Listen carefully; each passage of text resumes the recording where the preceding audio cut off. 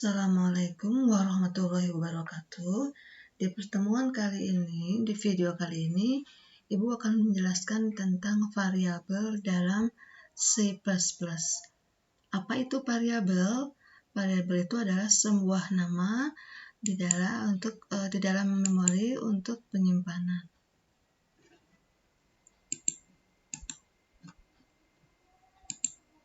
Nah, proses kerja di dalam komputer itu kan seperti ketahui ada input, proses, dan output. Nilai-nilai input ini bisa kita masukkan dari keyboard, file, kamera, mikrofon, dan sebagainya. Sementara output itu nanti bentuknya adalah bisa ke monitor, dicetak dalam bentuk dokumen, atau dicetak dalam bentuk file. Nah, sebelum mencapai output, ada tahapan proses yang harus dikerjakan. Nah, proses ini, di dalam proses, program membutuhkan bantuan variabel untuk menyimpan hasil atau nilai sementara. Nah, ya, variabel itu adalah sebuah nama lokasi penyimpanan dalam memori. Sedangkan tipe data adalah jenis data yang akan disimpan dalam variabel. Ini adalah contoh-contoh variabel yang ada di dalam C++. Ada integer, itu untuk bilangan bulat. Short-in itu untuk bilangan bulat yang lebih pendek jangkauannya. Sedangkan long-in untuk bilangan bulat yang lebih panjang jangkauannya. Nah, jadi misalnya kita akan menuliskan umur, itu cocoknya di short-in ya. Nah, karena dia lebih pendek. Jadi, kalau kita butuh dengan variabel yang kecil, kita gunakan short-in. Kalau angkanya banyak, besar, kita gunakan long-in. Jadi harus bijak dalam memilih variabel karena ini berpengaruh pada kecepatan akses. Contohnya seperti ini ya. Kalau misalnya kita punya air, cukup disimpan dalam satu gelas, kenapa harus mengambil baskom yang besar? Memang tidak salah, tapi tidak efisien. Tapi sebaliknya, kalau kita mempunyai air seember, akan kita masukkan ke dalam gelas, tentunya itu tidak cukup ya. Jadi seperti itu penggunaan variabel. Nah, selanjutnya ada float dan double, itu untuk menyimpan bilangan desimal. Sedangkan bool ya, itu bentuk datanya logic, nilainya true or false. Ya. Kemudian char itu untuk huruf, besarannya 1 byte ya, untuk 1 karakter. Sedangkan string itu untuk beberapa karakter. Jadi kalau misalnya huruf A, B, C, atau angka 1, 2, nah itu bisa di dalam karakter. Kalau misalnya kita akan menuliskan nama Lucy misalnya, itu tipe datanya adalah string. Nah, ini adalah contoh pendeklarasian variabel di C++ ya. Kayak seperti ini nih. Ditulis dulu nama variabelnya, kemudian nama jenis variabel, kemudian nama variabel ya. String nama berarti variabelnya nama, tipe datanya string. int umur berarti nama variabelnya umur, tipe variabelnya int atau integer. Float luas, nama variabelnya luas, tipe datanya float. Jenis kelamin, nama variabelnya char untuk tipe variabelnya. Nah, di samping pendeklarasian seperti ini bisa juga datanya langsung di assignment ya. Datanya langsung dimasukkan ke dalam variabel. Seperti ini bentuk penulisannya. String nama alif, artinya nama ini tipenya string, kemudian isi datanya alif. Umur, int umur 17. Berarti nama variabelnya umur, tipe datanya integer, datanya adalah 17.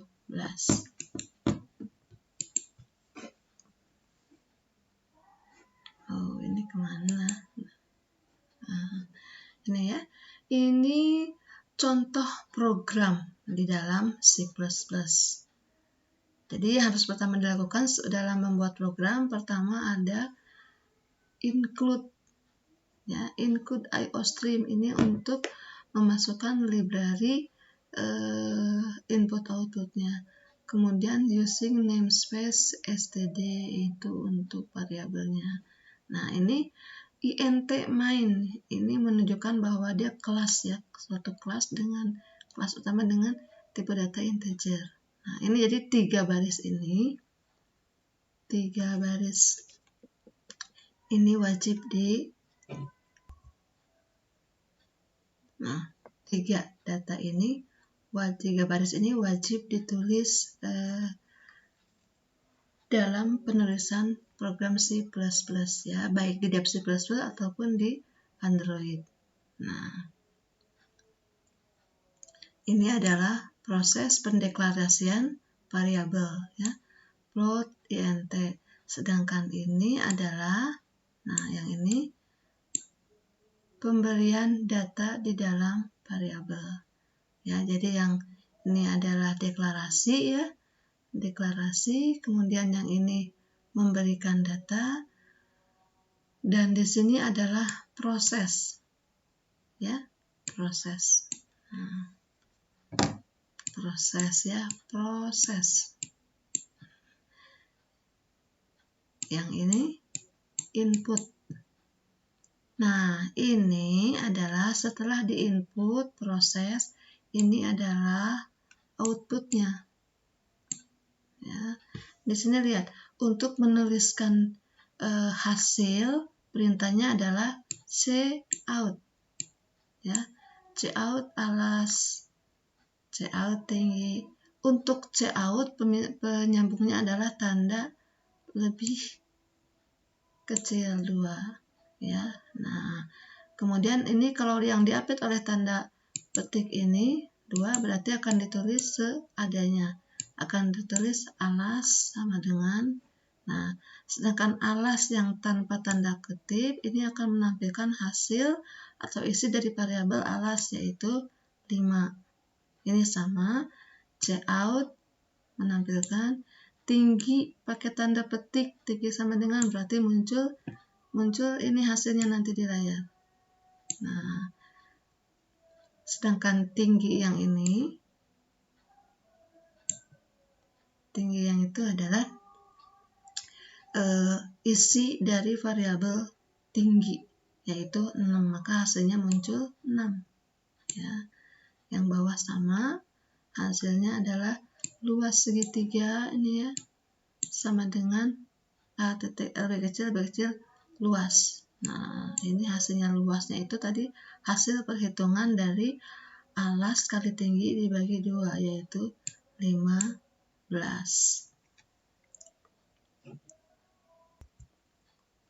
Sedangkan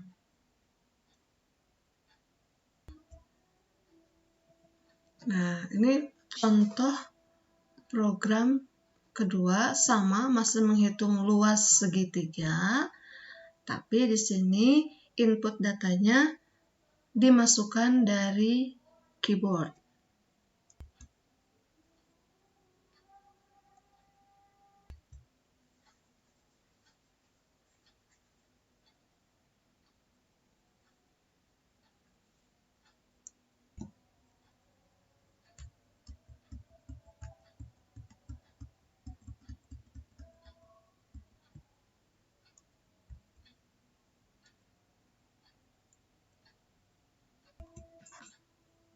Itu tadi contoh pemrograman sederhana, ya. Nanti tugas Anda adalah dengan melihat contoh yang tadi, membuat program untuk menghitung luas jajaran genjang. Tapi sebelumnya mungkin Ibu bisa demokan di sini dengan menggunakan langsung membuat program di bahasa C-nya, ya. Kita selesai, kita masuk sekarang ke dalam program Dev C++. Nah, ya, kita Baik, jadi tadi untuk memulai program, ketik file, kemudian new, ya, pilih search file. Nah, ini adalah menu-menu di Dev C++. File itu menu-menu untuk pengoperasian file seperti biasa ya, edit untuk memperbaiki, cut, copy, paste, dan lain sebagainya. Search untuk pencarian kata ya, penggantian. Nah, view untuk melihat project, status bar, dan lain sebagainya. Nah, ini yang terpenting di sini adalah execute. Ada compile dan run. Compile itu adalah menu untuk meneliti atau melakukan debug ya, menerjemahkan baris per baris perintah ke dalam bahasa mesin sambil memeriksa kesalahan. Nah, kalau nanti kesalahannya sudah 0, baru kita lakukan run. Run itu untuk menjalankan program. Compile itu bisa dengan shortcut F9, sedangkan run bisa dengan F10. Kalau mau sekalian compile and run, berarti kita F11. Oke, kita mulai ya. Kita mulai menulis bahasa pemrogramannya. Pertama, tadi jangan lupa include IO stream. Ya. Kemudian using namespace std. Setiap akhir program selalu diawali oleh tanda titik koma. Nah, kemudian tadi int main. Ya, jadi selalu berpasangan. Nah, setelah int main, jangan lupa tanda awal program kurung awal. Nih, jadi dia menuliskan langsung berpasangan ya. Kita enter di antaranya. Nah, sekarang kita mulai mendeklarasikan variabel. Misalnya kita akan menanyakan nama dan umur. String nama.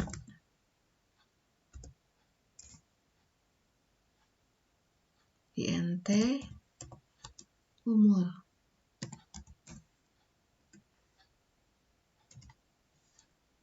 Ya. Nah, sekarang kita akan mulai mengassign nama dan umur. Nama sama dengan Lucy. Umur sama dengan 17. Kenapa 17 nggak pakai tanda petik? Karena dia adalah tipe datanya integer. Nah, sekarang kita akan menghasilkan nama dan umur tersebut. Cout halo misalnya. Nah, di sini namanya kan kita masukkan variabel nama ya. Nama. Ya. Kemudian umurmu. Di sini kita tambah lagi umur. Ya, beda tadi ya antara umur dengan yang pakai tanda petik dengan umur yang tidak tanda petik. Jadi yang menggunakan tanda petik berarti ditulis seadanya di layar. Kalau tidak menggunakan tanda petik berarti merupakan isi dari variabel. Oke, kita lakukan execute sekarang ya. Klik execute, compile. Kita kasih nama dulu. Misalnya nama halo, nama filenya halo. Save. Nah. Ternyata ada kesalahan in function in main. Ya, di sini ada error expect. Ini model kesalahannya. Jadi setelah di-compile, jika ada kesalahan muncul di sini di bawah.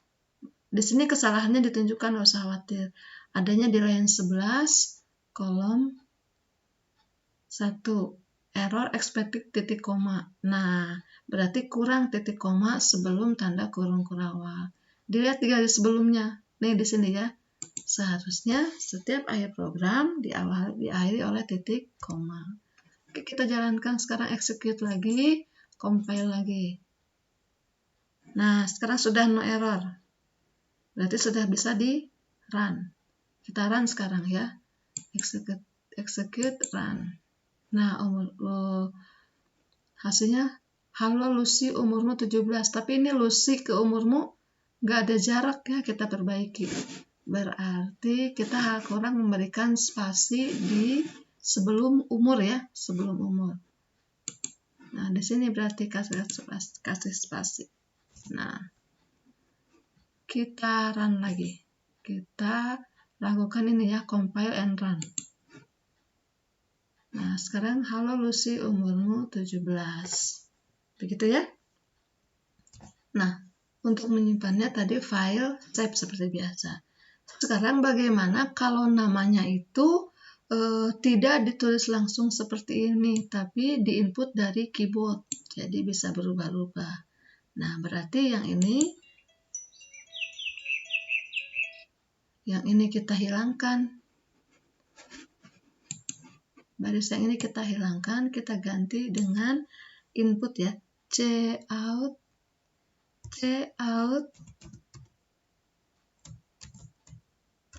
tulis nama Anda.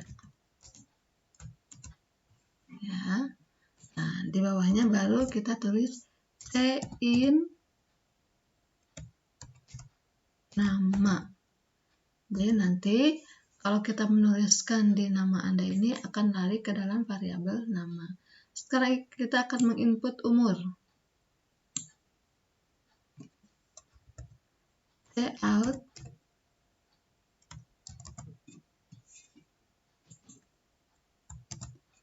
Cout umur Anda. Nah, ya, in umur. Oke, kita lihat ya. Jadi kalau tadi langsung nama sama dengan Lucy, umur 17. Kalau yang ini nanti programnya lebih bersifat umum, bisa ganti-ganti. Kita execute dulu ya. Execute, compile. Nah, sudah tidak ada kesalahan. Kita kasih run sekarang. Nah, sekarang lihat, tulis nama Anda. Ya, ini adalah sebagai hasil dari perintah yang ini, yang cout. Ya, kita tulis misalnya Maria. Kita enter. Nanti Maria ini akan masuk ke dalam variabel nama. Ya. Sekarang umur Anda. Nah, umur Anda tanda tanya ini hasil dari cout umur Anda. Ya. Kita isi misalnya 15. 15 akan masuk ke dalam variabel umur. Ya. Sehingga nanti hasilnya kalau di sini ada halo nama ini akan diisi dengan Maria umur 15 ya. Kita enter ya. Nah, lihat hasilnya. Halo Maria, umurmu 15. Ya. Nah, ini. Kalau misalnya kita mau jalankan lagi programnya, kita execute lagi, kita compile. Langsung aja compile and run ya, karena kita yakin sudah tidak ada kesalahan. Nah, nama Anda misalnya Anca. Usianya 19. Nah, sekarang halo Anca, umurmu 19. Jadi begitu ya, jadi programnya lebih bersifat fleksibel. Nah, untuk video kali ini Ibu cukupkan sampai sekian. Jangan lupa tugas Anda membuat program untuk menghitung luas jajaran genjang. Oke. Terima kasih. Assalamualaikum warahmatullahi wabarakatuh.